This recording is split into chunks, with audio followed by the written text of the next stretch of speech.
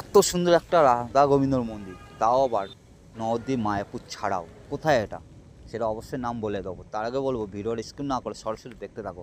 আমরা তো জানি মায়াপুর নবদ্বীপ ছাড়াও বিভিন্ন জায়গায় ইসকন মন্দির আছে, তাদের মধ্যে হায়দ্রাবাদ একজন।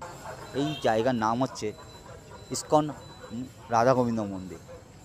এটা হায়দ্রাবাদ বুকেই আছে, খুব সুন্দর একটা মন্দির। তো চলো এই মন্দিরে ভিতরে কী কী আছে সেটা আমরা দর্শন করে আসি। মন্দিরের চারিদিকটা কিন্তু খুবই সুন্দর। এই মন্দির সকাল 7টার থেকে সকাল 11 অবধি খোলা থাকে, তারপরে বিকেল 4:30 থেকে রাত্রি 9টা অবধি খোলা থাকে, তারপরে বন্ধ হয়ে যায়। দারুণ একটা মন্দির। এখানে কিন্তু কিছু ভগবত পাঠ করা হচ্ছে, খুবই সুন্দর লাগলো ভিতরে প্রবেশ করে।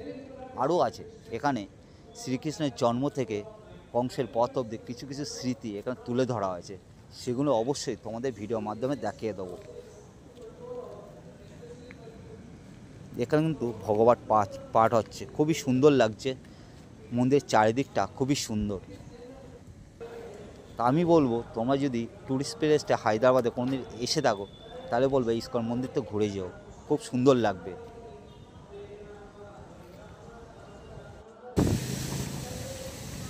দারুণ একটা ইসকন মন্দির, দেখে মনটাই ভরে গেল।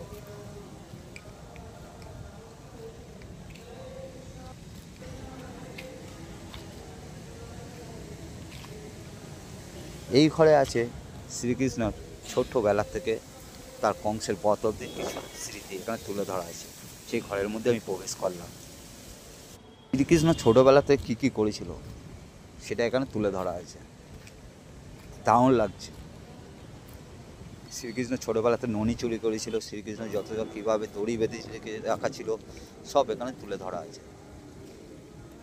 শ্রীকৃষ্ণ রাধার যে কৃষ্ণলীলা, প্রেমলীলা, এখানে কিছু স্মৃতি তুলে ধরা হয়েছে, খুবই সুন্দর লাগছে। আমি তো বলবো যদি কোনোদিন এসে থাকো তো অবশ্যই এই জায়গাটা ঘুরে যেও। আর ভিডিওটা যদি ভালো লেগে থাকে অবশ্যই শেয়ার করে দিও।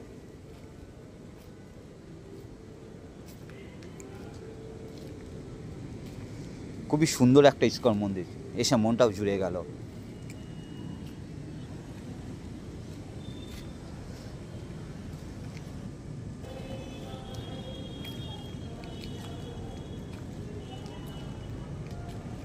ভিডিওটা যদি ভালো লেগে থাকে অবশ্যই কমেন্ট করে যেও। আমি আমি হচ্ছে অমিত, ওয়েস্ট বেঙ্গল থেকে। আবার দেখা হবে নেক্সট ভিডিওতে। চলো বাই।